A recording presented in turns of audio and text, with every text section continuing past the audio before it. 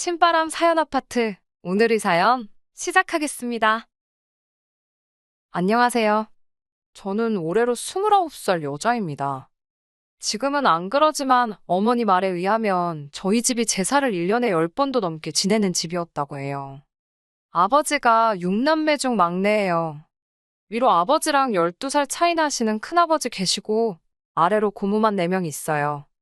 듣기에는 아들 하나만 더 하다가 그렇게 되셨다고는 하는데 그때야 아들을 워낙에 귀하게 여기던 세대라고 하니 위로 쭈루루 고모가 4명 있는 것도 충분히 이해가 갑니다.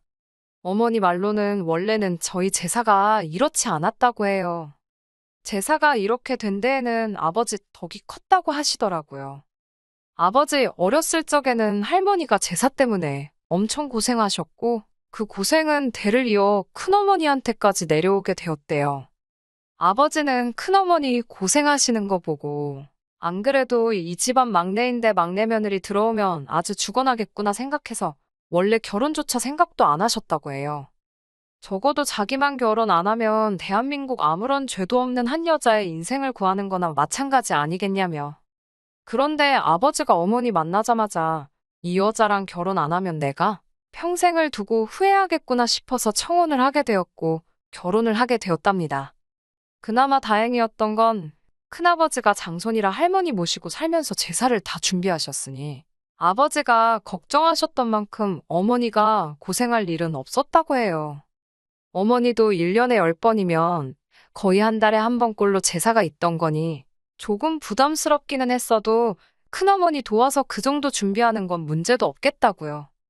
그런데 할머니 돌아가시고 나서 큰어머니께서 큰아버지한테 제사 좀 줄이자고 간곡하게 부탁을 했는데 큰아버지가 이 여편네가 뭔 소리를 하는 거냐고 하면서 주먹을 휘둘렀다고 합니다.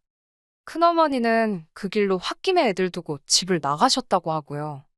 큰아버지는 노발대발하면서 큰어머니 돌아와도 안 받아줄 거라고 호언장담을 그렇게 했다고 하더라고요.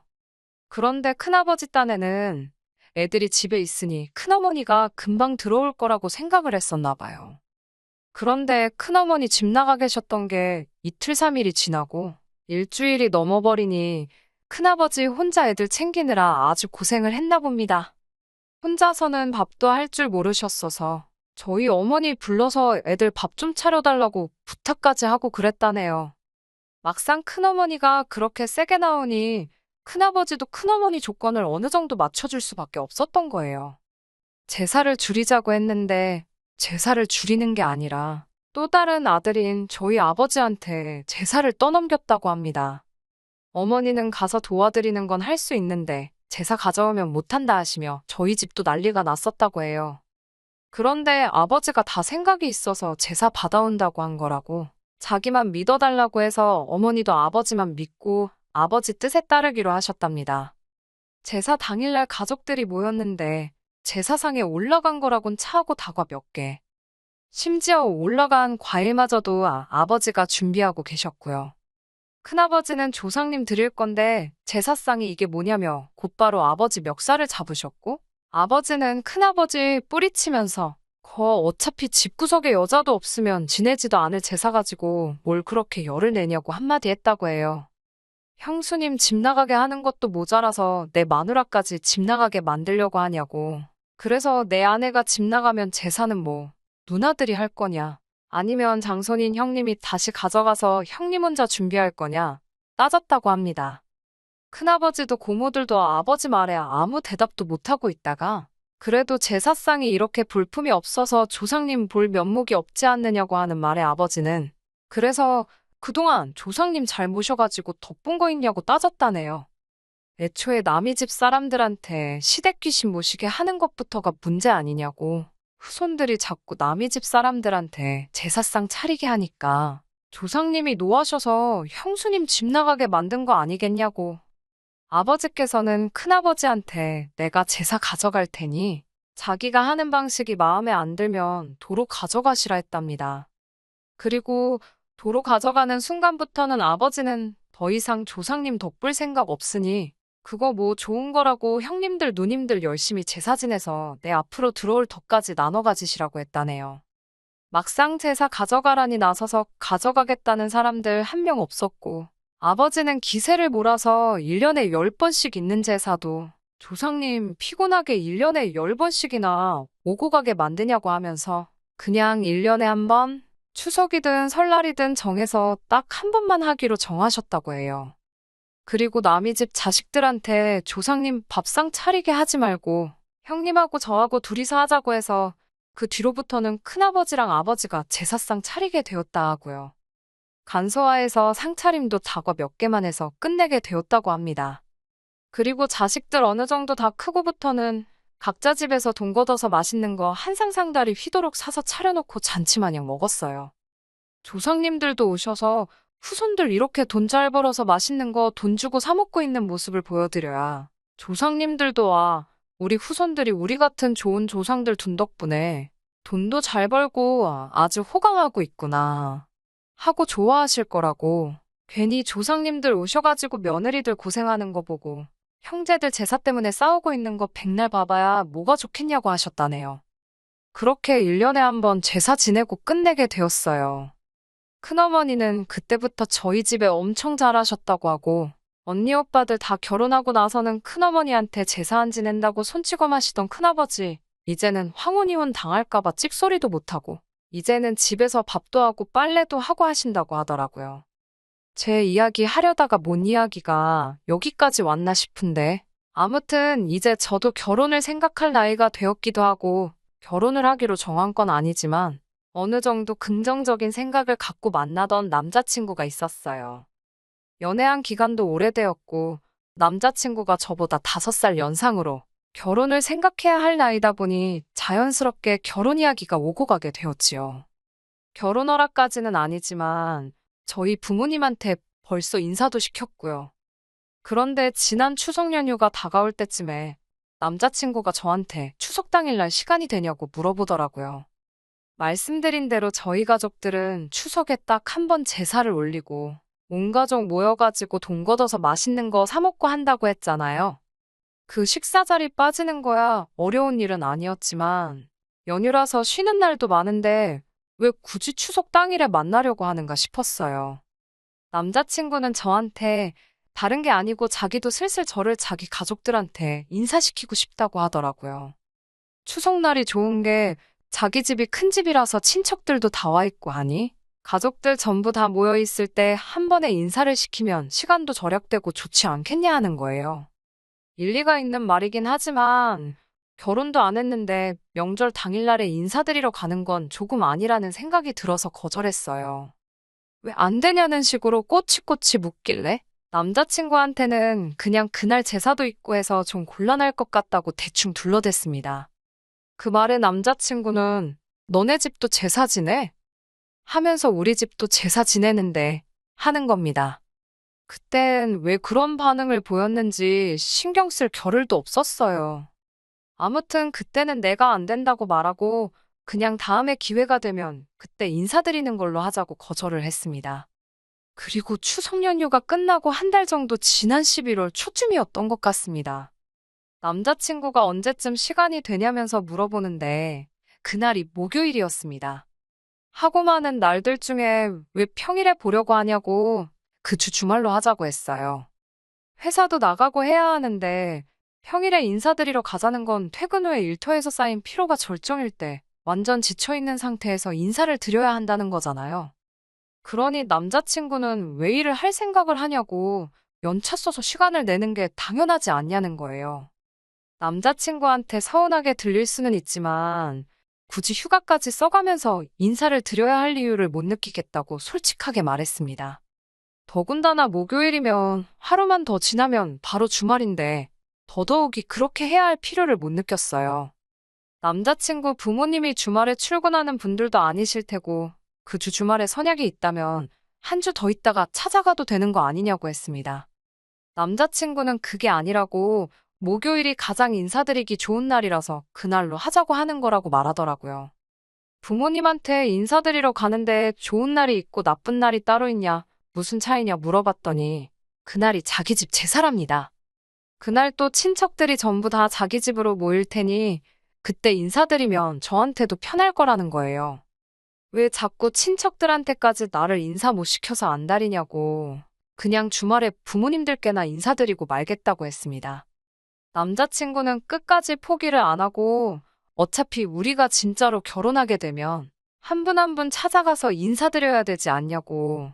지방에 살고 계시는 분들도 많으니 이게 다 자기가 저를 배려하세 제가 편하자고 그렇게 하는 거라는 겁니다. 암만 설득해도 그렇게 하기도 싫었고 결혼하면 결혼식 때 다 뵙게 될 텐데 뭐하러 결혼 전부터 지방까지 내려가 인사를 드리자고 하는 거냐. 그렇게는 못하겠다 하고 집에 돌아왔어요. 저희 부모님이 이 이야기를 듣더니 크게 말씀은 안 하셨지만 남자친구 집도 남자친구 집안만의 가풍이 있을 텐데 우리 집이 안 그런다고 해서 우리 집이 맞고 그 집이 틀리다고 생각하면 안 된다고 조심하게 이야기를 꺼내시더라고요. 그 말을 들으니 제가 좀 이기적이었던 건가 싶기도 하고 어머니 말씀에 가고 안 가고는 제가 정할 일이지만 어차피 제사가 자주 있는 집이라면 그날 인사드리러 다녀오는 것도 나쁘지 않겠다고 하시더라고요. 집안 분위기도 엿볼 수 있고 지금 남자친구만 봐서는 알 수 없는 것들이 있을 거라고 하시면서요. 어머니 말씀을 들으니 그것도 맞는 말이다 싶었고 어차피 남자친구가 저러는 걸로 봐서는 결혼 이야기가 본격적으로 오고 가기 시작하면 남자친구가 아니라 남자친구 부모님 선에서 제가 친척분들께 인사를 드리고 오라는 말을 듣게 되지 않을까 하는 생각도 들었습니다. 그러니 남자친구 생각대로 한 번에 모두 계실 때 인사를 드리면 오히려 나중에도 편해지겠다는 생각이 들었어요. 그래서 남자친구한테 연락해서 그날 찾아뵙겠다 말 전하고 회사에도 월차 신청을 해 미리 다 준비를 했습니다. 제가 그날에 찾아뵙겠다 하니 남자친구는 벌써부터 신이 나서 싱글벙글 하더라고요. 남자친구 부모님 댁에 오후 2시쯤 해서 도착을 했어요. 원래 오기로 1시간보다 살짝 이른 시간이기는 했습니다. 그래도 한 20분 정도 일찍 도착한 거였는데 남자친구 집 초인종을 누르니까 집에 여자들밖에 없더라고요. 남자친구는 어딜 갔나 싶어서 물어보니 남자들은 점심 식사 끝나고 당구장에 당구 한 게임 치러 갔다고 하는 겁니다. 그런데 집안에서는 집안 여자들이 다 제사 음식 준비하느라고 한참이었고요. 그때까지만 해도 별 생각은 없었고 나 불러놓고서는 연락도 안 되고 친척들하고 당구장 가서 놀고 있는 남자친구한테만 화가 조금 나 있는 상태였어요. 적어도 나 오는 거 알고 있었으니 자기만큼은 친척들 따라 나가지 말고 집안에 있었어야 하는 거 아닌가 싶었습니다. 그런데 남자친구 어머니가 뭐 제사 있는 집 찾아오는데 옷을 이렇게 이쁘게 입고 왔냐고 하시는 겁니다. 한 손에는 대충 개어져 있는 앞치마가 들려 있었고요. 그때 느낌이 쎄하게 오더라고요. 무슨 일이 있을 건지 너무 눈에 선해서 어머님한테 남자친구 오거든 밖에서 만나서 들어오겠다고 말하고 후다닥 밖으로 나왔어요. 밖에 나와가지고 남자친구한테 전화를 하는데 친척들하고 얼마나 사이가 좋아서 얼마나 신나게 노는 건지 전화를 안 받더라고요. 이건 뭐 더 볼 게 있겠나 싶어서 그냥 돌아가야겠다 하고 지하철역 쪽으로 다시 향하고 있는데 남자친구가 저 멀리서 제 이름 부르면서 뛰어오더군요. 아마 친척들하고 놀러 갔다는 당구장 방향하고 제가 가는 방향이 같았나 봐요. 저보고 여기까지 와서 가기는 어딜 가냐고 붙잡더라고요. 남자친구 혼자만 나온 걸 보니 아무래도 어머님한테 연락받고 저 데리고 들어오라는 명령을 받았는지 부랴부랴 저를 데리고 들어가려고 급하게 온 것처럼 보였습니다. 내 연락은 죽어도 안 받더니 어머니 연락은 어떻게 받고 손살같이 뛰쳐나온 거고요. 재수없게 집에 돌아가는 상황에서 남자친구를 딱 마주쳐버린 겁니다. 남자친구한테 너는 여자친구 집에 인사시킨다고 하더니 친척들 쫓아나가서 놀 생각이 드냐고 한마디 따졌습니다. 너네 어머니는 나 보자마자 이름도 안 물어보고 복장 지적하더니 앞치마를 건네주시더라 따졌어요. 남자친구는 사과는 못할 망정 저한테 대려 큰 소리를 치더라고요. 너네 집도 제사 지낸다면서 뭘 다 알면서 그러냐고 하더군요. 자기 올 때까지 엄마랑 형수님들 도와서 제사 음식 준비하는 거 도와주면 미리 이쁨도 받고 얼마나 좋냐고 하는 거예요. 남자친구 어머니가 저한테 앞치마 건네줄 것처럼 했을 때부터 이미 긴가민가 했는데 일 시키려고 붙잡으려 쫓아온 남자친구가 저를 따라와서 한다는 말이 고작 그딴 소리니 어이가 없었어요. 오히려 남자친구를 길에서 맞닥뜨리지 않았더라면 그냥 그 길로 집에 돌아가고 그날 저녁에 전화로 결혼은 무슨 이 연애부터가 쫑이다 이 자식아 하고 말았을 거예요. 그런데 재수없게 마주쳐서 이런 소리 듣고 있으니 그냥 넘어가선 안 될 것 같더라고요. 그래서 남자친구한테 져주는 척 알겠다고 말하고 남자친구 부모님 댁으로 다시 향했습니다. 남자친구가 저를 끌고 들어오니 남자친구 어머니도 조금 흡족한 표정을 보였어요. 저 혼자 생각이지만 그 표정이 마치 그래도 내 아들 말은 잘 듣는구나, 안심이다 하는 표정처럼 보였습니다. 여전히 제 이름은 안 물어보시고 앞치마부터 건네주는 거 보니 딱 봐도 인사시키는 게 목적이 아니라 애초에 결혼하기 전부터 얼마나 군소리 없이 일 잘하는 며느리 후보인지 그거부터 확인해 보려고 일부러 제사 지내는 날에 맞춰서 나를 잡았구나 하는 생각이 딱 들더군요. 외투 벗어두고 앞치마 고쳐 입고 나오니 제가 도착하기로 1시간쯤 돼서 집안 남자들도 돌아왔어요. 주방에 신문지 잔뜩 깔아놓고 여자들 일하고 있는데 남자들은 거들떠도 안 보고 시끌시끌 TV 앞에 상 펴놓고 둘러앉아서는 제사 음식 해놓은 거랑 해서 술상 좀 내오라고 시키는 거예요. 아침부터 음식 준비한다고 지쳐있는 형수님들 얼굴 표정이 어두워지는 게 기껏 음식 해놨더니 제사 시작하기 전부터 전 부쳐놓은 거 거덜내려고 저러나 하는 표정이었습니다. 큰 접시에 이것저것 담아주신 거 제가 거실에 펴놓은 술상 위에 가져다 주면서 남자친구 아버지한테 이 집은 여자들만 음식 준비하는가 봐요. 하고 물었어요. 남자친구 아버님이 저를 보더니 얘가 뭔 소리를 하는 거래? 하는 표정으로 저를 쳐다보더라고요. 아버님이 너네 집은 그럼 남자들이 음식 준비를 하느냐고 물어왔어요. 그래서 제가 저희 아버지한테 들은 대로 그대로 말해줬습니다. 원래 옛날에 보고 배운 거 없는 상놈들이 돈 주고 족보 사가지고 양반 따라한답시고 상다리 휘어지게 차리던 문화가 정착이 돼서 그런 거라고. 우리 집은 남자들이 제사상 준비하고 음식도 과일 몇 개만 올리고 끝낸다고 대답해주고 자리로 돌아갔어요. 아버님이 소리 빡 지르면서 저를 쫓아오더라고요. 너 지금 우리 집을 상놈집이라고 한 거냐고 노발대발 날뛰기 시작했지요. 아버님한테 제가 언제 이 집안이 상놈집이라고 했냐고 말이 그렇다는 거죠 하고 말았어요. 제 반응에 남자친구 아버님이 더 길길이 날뛰면서 상놈집은 너네 집이겠지 하면서 대대로 모실 조상이 없으니까 그렇게 음식 대충 차려놓고 하는 거 아니겠냐며 성질을 부리더라고요. 그래서 저도 앉은 상태로 아버님 노려보면서 딱 한마디 더 했어요. 모르긴 몰라도 아직 결혼 약속도 안 한 아들 남자친구 불러서 자기네 집 제사 음식 하라고 하는 집 구석이 양반집처럼 보이지는 않는다고. 방귀 낀 놈이 성낸다는데 혹시 이 집이 진짜로 어디서 족보 사와서 양반 흉내내는 상놈 집안이었냐고 했습니다. 원래 이 집 식구도 아닌 여자들만 준비하는데 어디 조상님이 남의 집 사람들한테 음식 대접받아서 기뻐하시겠냐고? 다른 남자분들도 거기서 해놓은 음식 집어먹으면서 놀고만 있을 게 아니라 다 같이 와서 음식 준비하는 게 좋지 않겠냐고 했어요. 그리고 저는 앞치마 벗어던지고 제사 잘 지낸다길래 유서 깊은 양반 가문인 줄 알았더니 아닌 것 같다고 우리 집하고 수준 차이 나가지고 결혼 못하겠다고 말하고 그 집에서 뛰쳐나왔어요. 남자친구가 쫓아나와서 어른들 앞에서 이게 뭐 하는 짓이냐고 결혼 전에 일 시키려고 부른 거 사과하는 게 아니라 자기 체면 찾고 있길래 체면 찾는 거 보니 양반은 맞는 것 같다고. 그런데 나는 너네 집의 며느리로 잘 융화가 될 것 같지가 않으니 그냥 이쯤에서 내가 빠져주는 거라 말하고 앞으로 너 대신에 너네 조상님 잘 모셔줄 여자 찾아서 결혼하라고 말하고 돌아왔습니다. 집에 돌아와서 이 이야기를 하고 아버지께 조금 혼나기는 했어요. 엄연히 집마다 가풍이 다르고 하는 방식이 다른데 남의 집에 가서 왜 행패를 부리고 왔냐고요. 그 부분에서 혼나기는 했지만 더 긴 이야기는 하지 않으셨고 남자친구랑 쫑냈다는 사실에 대해서는 잘 선택했다고. 똥인지 된장인지 찍어 먹어 보기도 전에 똥인 거 알았는데 바보같이 미련 안 갖고 단칼에 잘라내고 왔다고 하면서요. 어머니가 그렇게 되는 꼴 보기 싫어서 집안 제사까지 뒤집어 엎었는데 내 딸이 남의 집 가서 그러고 있는 꼴 보면 당신 속이 뒤집어졌을 거라고 하시면서요. 어차피 결혼 준비 시작한 것도 아니었으니 파혼하는 것도 아니고 아쉬울 것도 없었어요. 남자친구도 다른 사람도 아니고 온 가족들 다 모인 자리에서 제가 아주 판을 깨는 것도 모자라 깽판을 치고 왔으니 저한테 질척거리지 않고 단번에 연락 딱 끊더라고요. 그런데 얼마 전에 남자친구한테 연락이 왔었어요.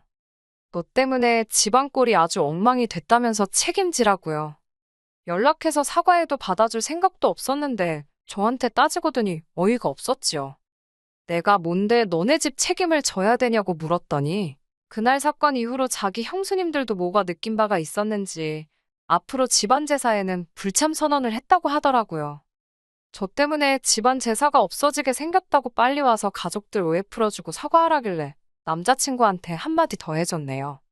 결혼 상대도 아닌 여자가 집에 와서 말 한마디 했다고 없어질 제사고 집안의 여자들이 일 안 해주면 없어질 제사였으면 애초에 안 하는 게 맞지 않았냐고요. 지금이라도 조상님 덕을 보고 싶으면 남자들도 같이 나서서 제사 챙기게 하라고. 안 그러면 조상님 덕 보기도 전에 너네 형님들 전부 형수님들한테 이혼당해서 대도 잊지 못하게 될 거라고 한마디 해줬네요. 아니면 나한테 전화할 시간에 결혼 전에도 부르면 집에 찾아와서 제사 음식 해주는 여자 찾아 만나라고 말하고 앞으로 나한테 연락 한 번이라도 더 하거나 찾아오면 저도 가만히 있지 않을 거라고 말하고 전화 끊어버렸습니다. 연애하는 동안에는 성격적으로 잘 맞는 것도 있어서 없으면 못 살겠다까지는 아니지만 헤어지고 나면 많이 허전할 것 같았는데 막상 헤어지고 보니 별로 생각도 안 나고 제 인생에 아무런 지장이 없더라고요. 이 일을 계기로 제가 평생 결혼을 안 하거나 할 건 아니지만 적어도 제사가 남아있는 집에 며느리로 가게 되면 아직도 며느리 시켜서 조상님 호강시켜주는 그런 집구석인지부터 먼저 확인을 해야 할 것 같아요. 끝까지 들어주셔서 감사합니다. 오늘의 사연은 여기까지입니다. 구독과 좋아요, 알람 설정 부탁드리고 더 좋은 사연으로 다시 찾아뵙겠습니다. 감사합니다.